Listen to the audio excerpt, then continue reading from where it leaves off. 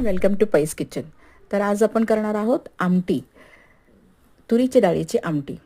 तर त्यासाठी इथे मी घेतलेला आहे छोट्या वाटीने 1 वाटी तुरीची डाळ. त्याला 2 पाण्याने धुवून भिजत घालायची अर्धा तासासाठी आणि मग हळद घालून कुकरमध्ये शिजवून घ्यायची आहे.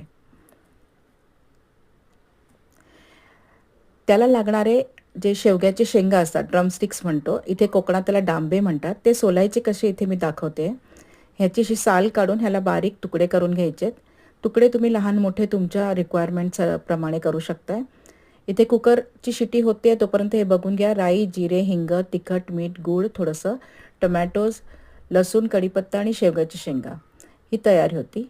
डाळ आपली शिजलेली आहे. त्याचं पाणी जे एक्सेस वॉटर आहे ते मी सेपरेट काढून घेते आहे, सो दॅट ती डाळ घोटायला इझी पडते आणि त्याचं छान स्मूथ अशी ती घोटली जाते. ते जे एक्सेस पाणी आपण काढलेलं आहे घोटून झाल्यानंतर ह्यातच घालायचं आहे. तुम्हाला किती डाळ कन्सिस्टन्सी त्याची कशी पाहिजे आहे, पातळ वगैरे तसं बघून तुम्ही इथेही पाणी ॲड करू शकतात एक्स्ट्रा आणि त्याला घोटून ठेवायची आहे. स्मूथ पेस्ट झाली बघा ह्याची. सो फोडणीत आपण तेलामध्ये राई, जिरे, हिंग, लसूण, कढीपत्ता, तिखट आणि मीठ घालायचं आहे. आता तिखट मीठ लगेच तेलात जळतं, त्यामुळे टोमॅटोज रेडी ठेवायचे आहेत आपल्याला.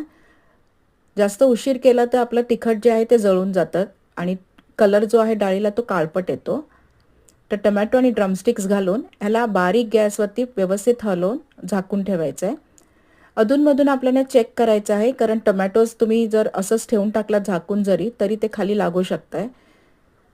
1-2 मिनिटांनी आपल्याला चेक करायचं आहे उघडून. हे बारीक गॅसवरतीच करायचं आहे आणि त्या टोमॅटोच्या प्युरीमध्येच आपले शेंगा जे आहेत ड्रमस्टिक्स ते शिजतात. त्यामुळे हे थोडंसं आपण त्याला लवकर प्रोसेस व्हायच्यासाठी उलटण्याने मी ते फोडत होते, म्हणजे हेल्प होते त्याला लवकर मॅश व्हायला. आता हे आपले डांबे शिजलेले आहेत. फास्ट गॅस करायचा इथे आणि आपली जी डाळ आहे घोटलेली ती ह्याच्यात ॲड करायची आहे.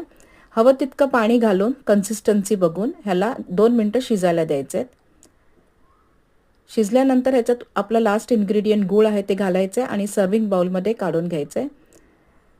एन्जॉय करा गरम गरम. नुसतं आमटी आणि भातसुद्धा छान लागतं. एकदा नक्की करून बघा.